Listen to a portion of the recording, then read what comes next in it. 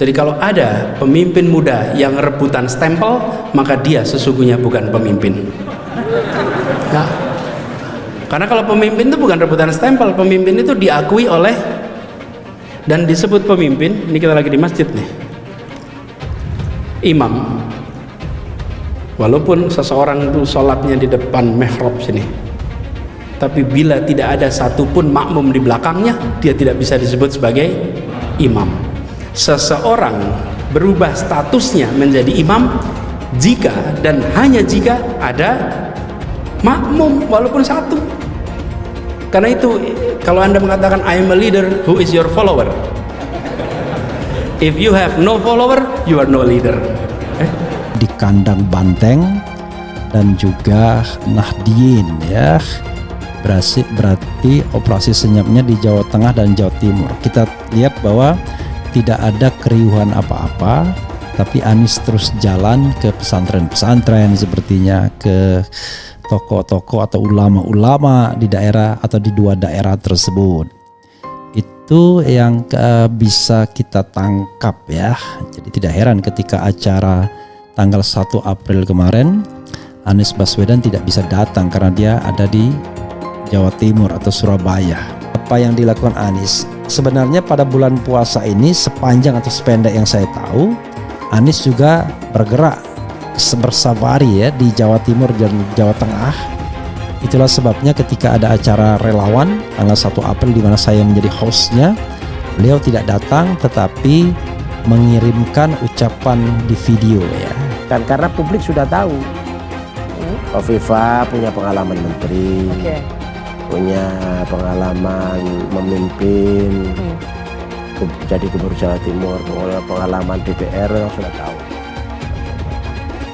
Dia unsur perempuan, mungkin perlu ada keterwakilan, mungkin ada figur yang dibutuhkan oleh pemilih ini perempuan. Jadi itu wacana semua. Tapi publik sudah tahu kelebihan masing-masing.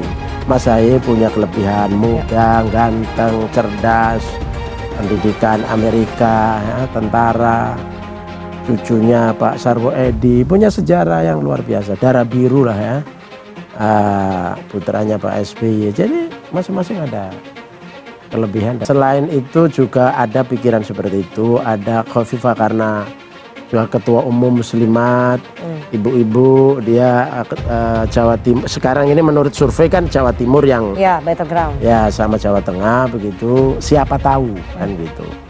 Siapa tahu. Tapi Mas Ahy juga ada keturunan Jawa Timur dan ada keturunan Jawa Tengah. Kalau dari aspek itu ya bisa aja. Jadi ini semuanya adalah pilihan-pilihan yang harus kita beberkan. Jadi menurut Nasdem para penentu termasuk calon presiden Mas Anies ini loh, tokoh-tokoh figur-figur yang layak untuk menjadi. Operasi senyap Anies di kandang banteng dan Nahdien. Dikutip dari CNN Jakarta, Anies Baswedan membidik ladang suara di Jawa Tengah dan Jawa Timur. Misi menancapkan pengaruh yang dalam di dua provinsi dengan jumlah pemilih sangat besar itu mulai dijalankan jelang Pilpres 2024. Anies masih lemas di dua provinsi tersebut. Jika merujuk hasil survei sejumlah lembaga, pengaruh Anies tidak ada apa-apanya dibanding Ganjar Pranowo dan Prabowo Subianto. Misi lalu dijalankan. Anies menggelar safari politik selama 3 hari pada 17-19 Maret 2023 di Jawa Timur. Kehadirannya di Masjid Al-Akbar, Surabaya disambut antusias. Begitu banyak warga setempat yang ingin melihat langsung seorang Anies Baswedan. Surabaya, kota di mana keluarga kami berasal. Kakek kami dari sini, tumbuh di kawasan Ampel, kata Anies usai melakukan sholat Jumat di Masjid Al-Akbar, Surabaya. Menurut Wakil Ketua Umum Nasdem Ahmad Ali, pamor Anies bisa turut terdongkrak jika menggandeng cawapres yang berasal dari Jawa Timur. Dia menyebut Yusuf Kala pun mengusulkan hal serupa. Sehingga kalau Mas Anies ingin menang harus pikirkan orang dari wilayah itu. Artinya Pak JK juga berikan kriteria, kata Ali kepada CNNindonesia.com 28 Maret lalu.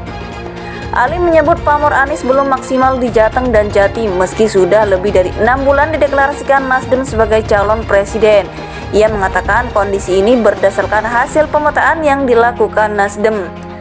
Senada, Ketua DPP Nasdem Willy Aditya menyebut Anies memang masih lemah di Jateng dan Jatim, apalagi Jawa Tengah yang notabene kandang banteng atau ladang suara milik PDIP. Oleh karena itu, Willy mengatakan Nasdem mempersiapkan misi khusus untuk mendongkrak popularitas serta elektabilitas Anies di Jawa Tengah. Kita belum sentuh sama sekali Jateng, Jatim kemarin baru datang 2 hari lalu silaturahmi ke Madura, yang lain belum. Jadi kita belum head selling atau proses yang intensif ke Jatim dan Jateng, kata Willy saat ditemui di Hotel Akmani, Jakarta 30 Maret lalu.